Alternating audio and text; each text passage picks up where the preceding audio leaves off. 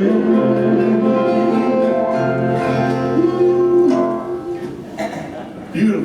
Beautiful. Good to be in the house of the Lord, amen? Yes. You're in for a treat because our brother Gary Mason is here to bring the word this morning. So thank you for being with us, Gary. Thank you for being with us, Joyce. We got to hang out last night, had a great time in downtown Naples. This is now Joyce's favorite city in the world, isn't it? But it's great to have them with us. Let me just say a few words of introduction because I want to give Gary as much time to be able to bring this word to you today. I met Gary through this cohort and this journey that I've been over the past year in the Florida Conference, in which we have talked about issues of peace and bringing peace into the midst of conflict and conflict resolution. And Gary has been our host and our guide and our scholar along that journey. As many of you know, I spent a week in Northern Ireland actually experiencing the story of the Northern Ireland and the troubles that they experienced over those many, many years, arriving at the Good Friday Agreement in 1998, in which they came to terms of peace, peaceful living together, and a hopeful future. Gary was a major part of that conversation, that dialogue with local leaders from both sides, Catholic and Protestant, as well as many, many statespeople and other government leaders. He had a private session with Bill Clinton, as a matter of fact. He's met with Queen Elizabeth, which there's a great picture of him and her. She's actually touching you on the shoulder, isn't she? It's incredible, yeah.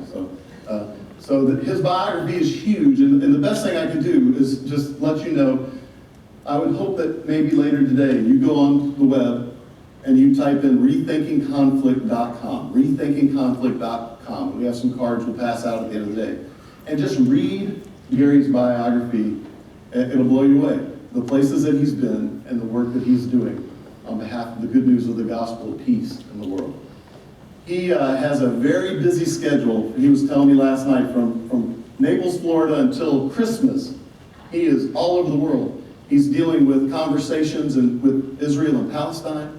He's in South Africa. He's at major universities. He's with national leaders all over the world. And so it's just an honor to have Gary, Reverend Dr. Gary Mason, to be with us today and to share with us. So let's give a very warm welcome to Gary Mason.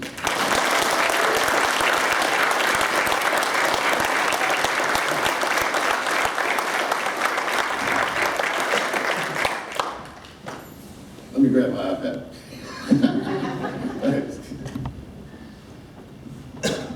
I was to take us back to the early 1990s. There were three main conflicts really spilling about in the world at that stage that really was getting a lot of mileage. There was the Irish conflict, the Israeli-Palestinian conflict, and there was a conflict in South Africa. Most folk worked on the assumption that the Israelis and Palestinians, with the Oslo Agreement, were over the line. South Africa was painfully moving in the right direction, and the Irish conflict was still fraught with immense difficulty. But here we are 20 years later, 2018, the signing of the Good Friday Agreement took place in 1998. And one of the key components in moving towards our peace agreement was the ability for faith leaders to take strategic risks. I don't want to bore you with 800 years of protracted, troubled, messy, sectarian, religious, political conflict in Ireland, but we more or less go back to the 12th century. We've been a troubled nation, a troubled island. But the period that affected my life was from the late 1960s up until the signing of the Good Friday Agreement in 1998. And I often tell the true story of three kids growing up in Belfast, just three ordinary kids. They could have grown up in Naples or Orlando or Fort Lauderdale. And that conflict was to have a major impact on their lives. Two of those kids went to Sunday school together, just like your kids have gone out and are doing that encounter now.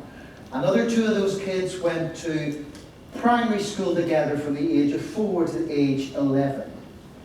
One of those kids is now dead. He was shot during a terrorist feud in the back in the early 1980s.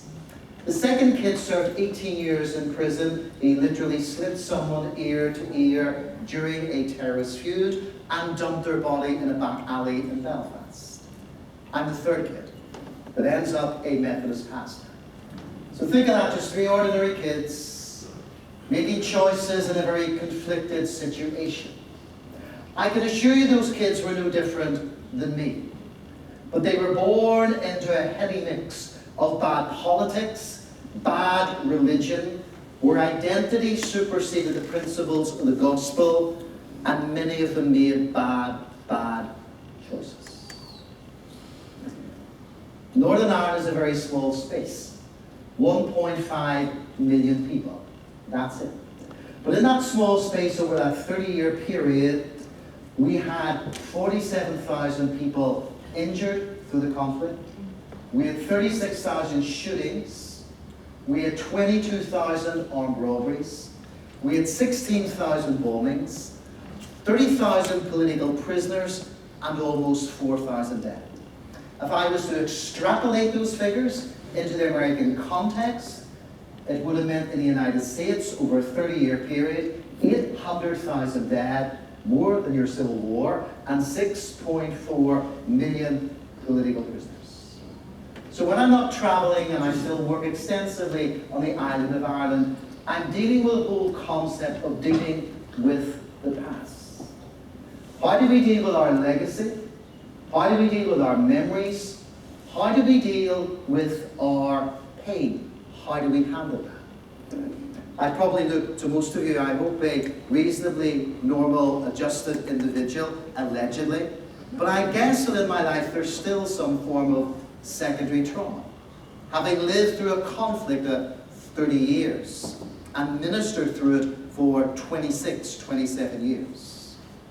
The last Saturday in October 1993, while I was in my parsonage, I had a phone call, and a bomb had gone off literally half a mile from the church in which I was currently pastoring.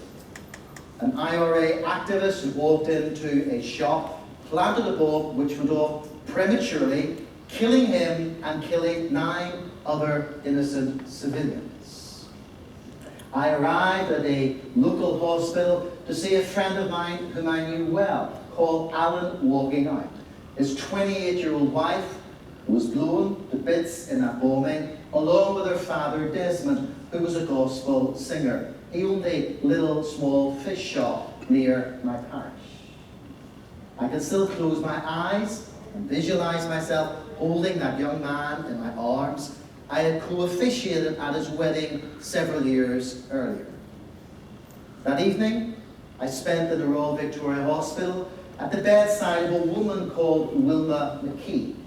She was 38 years of age. This was a Saturday. She got the all clear for cancer the day before the Friday. She decided to go out and do some shopping as her life was allegedly moving back towards some degree of normality. When I sat at her bedside, I spoke to the consultant, and he said she'll pass away in the next 5 to 6 hours. And I remember going out into the hospital corridor. I can still close my eyes and tell you the exact colour of the paint on the walls of that hospital corridor 25 years ago.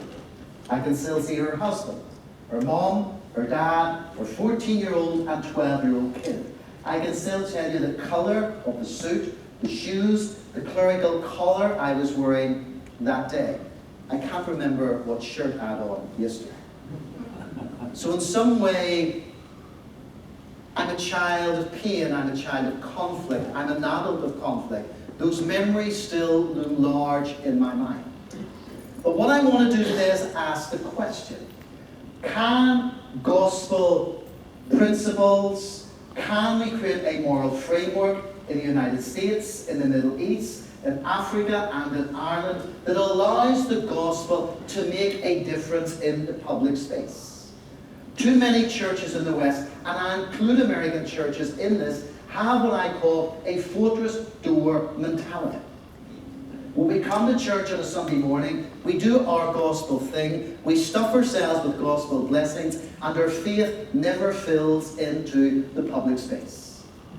John Stott, the evangelical Anglican who passed away a number of years ago, described Methodist theology like a bird. The bird, as we all know, has two wings. So we have personal holiness and social holiness. And Stott clearly says, if you cut off the wing of one of those birds, we all know what happened, it collapses to the ground. And I think one of the reasons America is the way it is, the Middle East is the way it is, Europe is the way it is because as Wesleyans, we have lost that theology that spills into the public arena to make a difference. As an old Baptist preacher of another generation said, too many American churches are busy building what I call salt depositories on street corners instead of salt dispensers.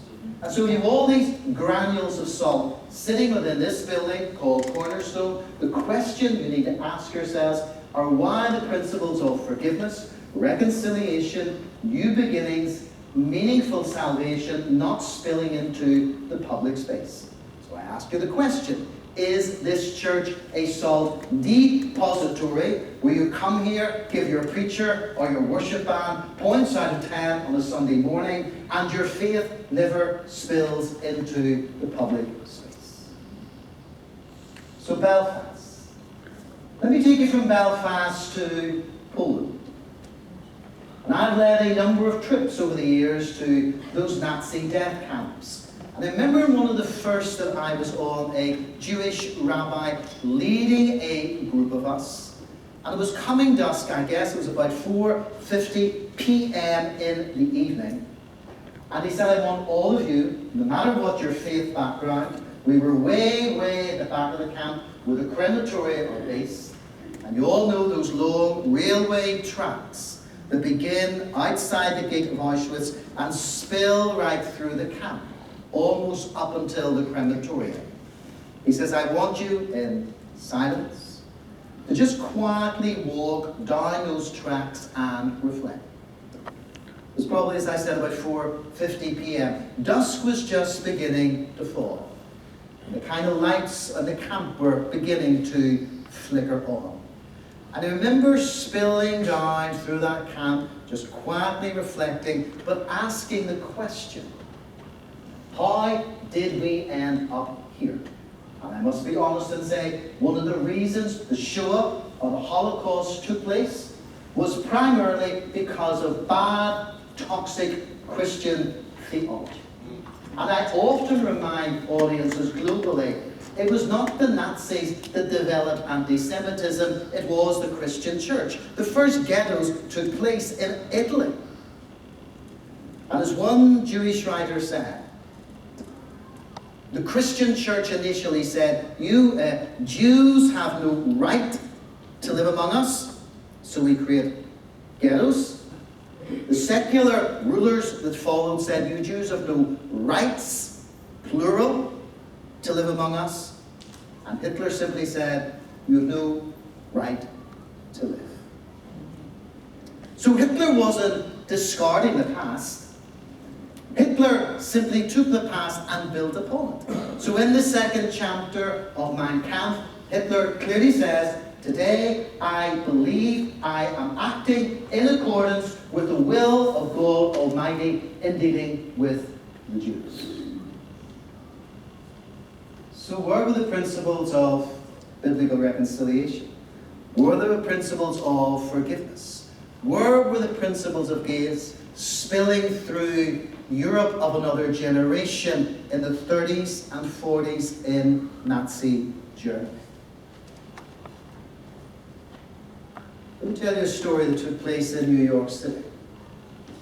It's a story of a businessman, a very affluent businessman, but been very, very successful and entrusted a person he knew who was slowly trying to make their way in the world of business with several $1 million. She was a young woman in her early 20s and she took this several $1 million and because of her inexperience, she made several bad investments. You can imagine the reaction of this businessman.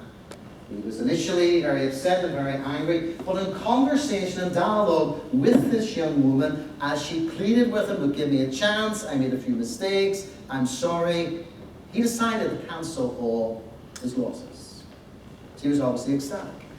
And she was out that night for a few cocktails in Greenwich Village, and while she was sitting in a bar in Greenwich Village, she bumped into a friend who owed her something like $50 or $100. Whether it was the heavy mix of alcohol or she just had a very averse personality, she began to hassle this woman and say, "Listen, where is this $50, $100 you owe me?" The woman pleaded, says, "Look, it's been a difficult time. I've been off ill, my salary hasn't been what it was, give me some space." But this woman insisted, "No, I need that $50 back as soon as possible. You don't do it, I'll see you in court." Perchance, providence, luck, the businessman hears this story, and he goes to her workplace to confront her and says, "I showed you mercy. Why could you not have done the same to your friend?" I'm lying. The story didn't take place in New York City. The story took place in first century Palestine, and most of you in church assumed, "Oh, Gary's telling us a story about money." No, it was a story Jesus told about forgiveness. And he concluded the story in Matthew's Gospel, chapter 18, verse 35, where he says, "This is the way God the Father will treat each of you unless you in turn forgive others." And in that first century dialogue, Jesus was saying several things. He was saying God is just like the businessman who in his mercy to all of us in this building cancels an enormous debt. He's also saying that in our own power as human beings, we can never repay that debt.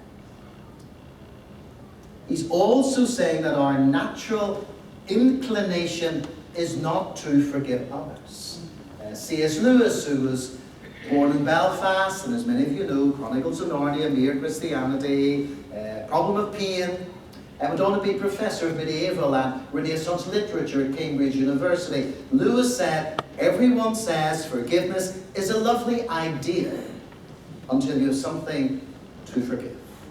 So our natural inclination is not to forgive others. But Jesus is really saying that if you refuse to forgive another person, you are blocking the flow of God's forgiveness to you. We move from Palestine to Rome. Christmas Day 1983. And Pope John Paul II went into the Rabiba prison to meet face to face with a Turkish-born terrorist that, if you remember, 2 years earlier had attempted to assassinate him. His name was Ala Agala. And the television cameras recorded what was really a wordless scene that made this indelible impression on this planet soaked with terrorism, bigotry, hatred, and bloodshed. If you recall, the two men sat in this very bare prison room, their heads really close together. And when the Pope eventually emerged from the meeting, he had the usual sort of media scrum around him, asking the questions, "What did you say? What happened?" He said this: "What I said to him will remain a secret between him and me, but I spoke to him as a brother whom I pardoned." 2 weeks later, Time magazine picked up the story. Its front news that week was a cover, all in black, with a red question mark on it, asking the question as a subtext, "Why forgive?" And Lance Morrow, who was the editor, senior editor of Time magazine, so this is not the sort of Methodist newsletter or the Presbyterian Herald or the Baptist Times. This is dog eat dog secular magazine struggling with the art. Lance Morrow said this: "Christ preached forgiveness. The loving of one's enemies is at the center of the Christian New Testament. He said, stated nakedly, superficially, the proposition sounds perverse, even self-destructive. Is forgiveness an invitation to disaster? And he comments further, forgiveness is not an impulse that is much in favor. It's a mysterious and sublime idea in so many, many ways.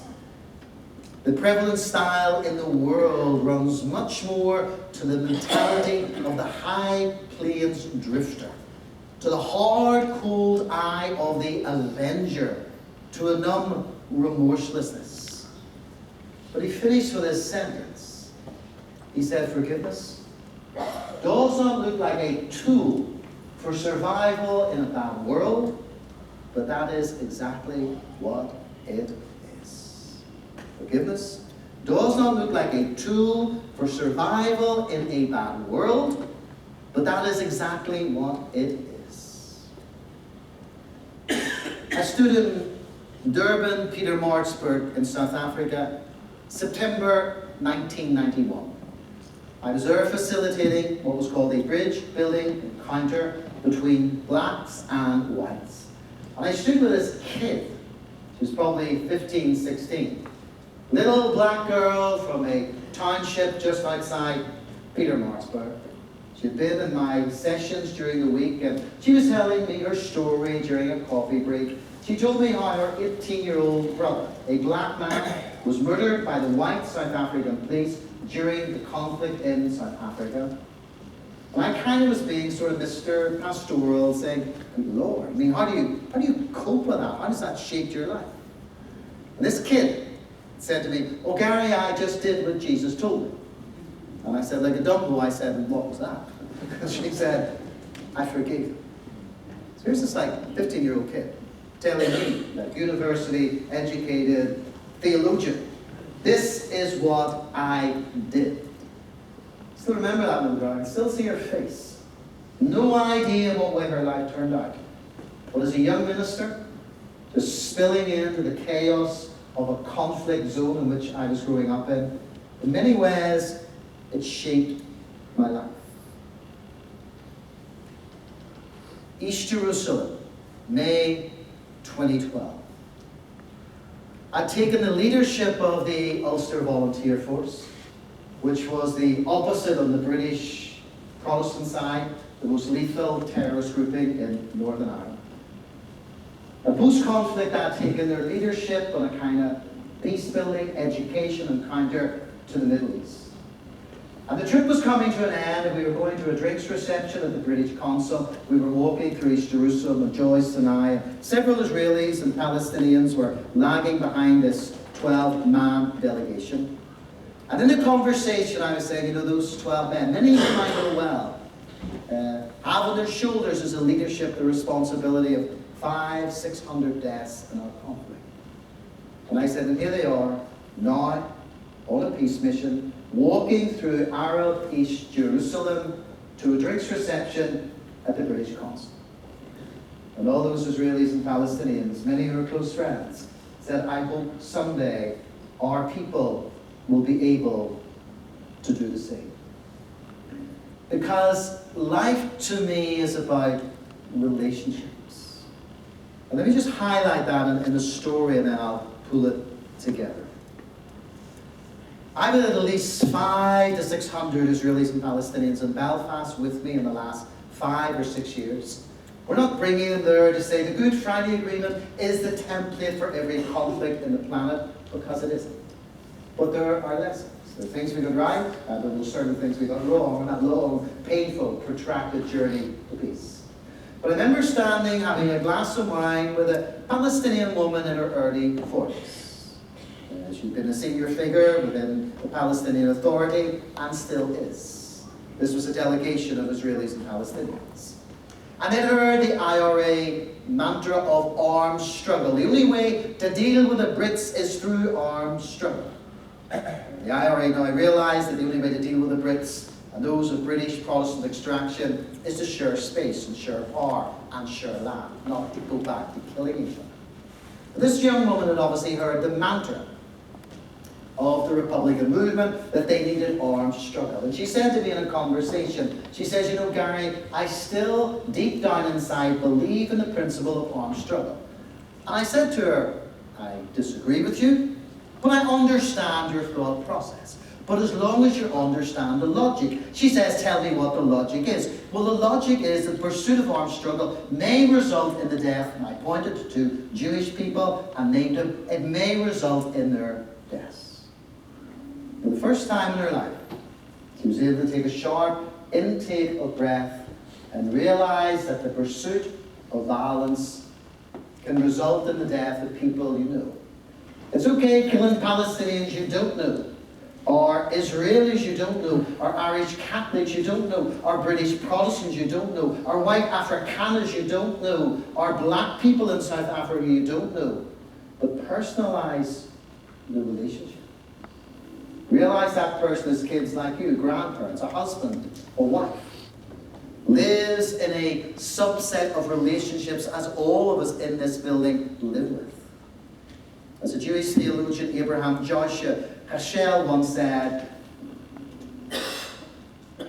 demonization precedes genocide. Dehumanization precedes genocide. So dehumanize the other, it's much easier to kill them. But the same theologian said this: it was words, not machines, that created Auschwitz. Think of it. It was words, not machines, that created Auschwitz. So I'll ask you as a church, think of the conversations you have about the other. What do you say about the other when the other is not there? Do you demonize the other? And that's why Jesus said so graphically, don't work on the assumption it will just be by your actions you will be judged. You will also be judged by your words. I don't often tell this story, and maybe it's because I like Roy, he's a nice guy. I don't often tell this story, but when I met Bill Clinton several years ago, there were 5 people on the island of Ireland who were asked to meet Clinton during a visit. I was the religious person that was asked to brief him on our peace process. And he told this story that Nelson Mandela had actually told Bill Clinton. When Mandela was released from prison after 27 years in Robben Island, he told Clinton that he sat in a car outside the prison once he had moved from Robben Island onto the mainland. And he said, I looked at the prison warden who for 27 years had incarcerated me in his cell. And he said, I realized I had one of 2 options. The first one was 1 bullet, 1 white settler. In other words, shoot every damn white in South Africa and get rid of them completely. That was an option. It was a legitimate enough option in the context of armed struggle and conflict. He said the second option was to build the Rainbow Nation, which he did. And so in your context, as I conclude, I was in Montana there 2 weeks ago. They gave me the very simple title of Civil Dialogue in Uncivil Times in the United States. So I just want to say this to you. I don't care whether you're Republican or Democrat. It's no big deal to me. Trust me. It really isn't. But I do want to say this. That your conversations politically need to be seasoned with grace, understanding, and forgiveness.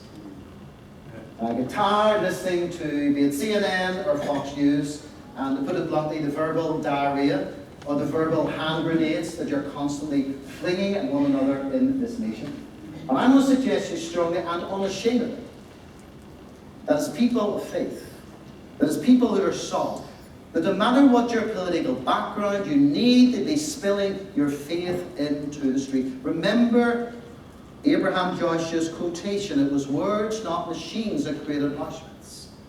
The way you're speaking, and trust me, I know about this stuff. I know how words make people kill, believe you me. I can give you hundreds and hundreds of examples. I had a friend who heard a right-wing fundamentalist preacher preaching on one stage, and the end result was he killed 2 Catholics. He said to me, Gary, it lit a fire within me. I says, well, Billy, it wasn't the fire of the Holy Spirit. It was the fire of religious sectarianism that drove this young man to murder. Was it wrong what he did? Yes. But was it wrong what that leader, that right-wing extreme fundamentalist said? Of course it was wrong. So be careful how you speak. Have your disagreements. They're important to have. But create a framework where you listen to one another. As I said at the last service, and you need to hear this, when the final curtain falls on planet Earth, we say it in the communion service. Christ has died, Christ has risen, Christ will come again. So when the final eschatological curtain falls on planet Earth, as one day it will, let me assure you, and none of you will contradict me in this, believe you me, it will not be Donald Trump, or Hillary Clinton, or Ronald Reagan, or George Bush, Tony Blair, Angela Merkel, Charles de Gaulle will be standing on the final stage. All those mentioned people will simply realize they were two-bit actors in a drama produced by another person called Jesus Christ. He will be the final person that will bring this planet to a conclusion. So have your Republican politics. Have your Democratic politics. We can have our unionist and nationalistic politics. But let me assure you this. Your first and your foremost allegiance needs to be that disturbing first century Jewish rabbi called Jesus Christ. And into that context, into that space, make sure those principles of grace, of forgiveness, of new beginnings, shape this nation as we're painfully trying to make it shape our nation. Politics is important. But politics is not eternal. It's going to pass away like everything else. I said at the last service, we were sitting with two friends of ours who live in Orlando, Jeff and Angie, and it was after 2 glasses of Spanish wine, but maybe that helped my theology somewhat. And I said to them, don't let the temporal dictate the eternal. Don't let the temporal dictate the eternal. And in my context, in your context, in the Middle East context, the eternal will be the thing that will shape you and me forever. So as a church, to Roy and to your leadership team, spill out into that public space. Believe you me, the gospel of grace still does profoundly make a meaningful difference. Amen.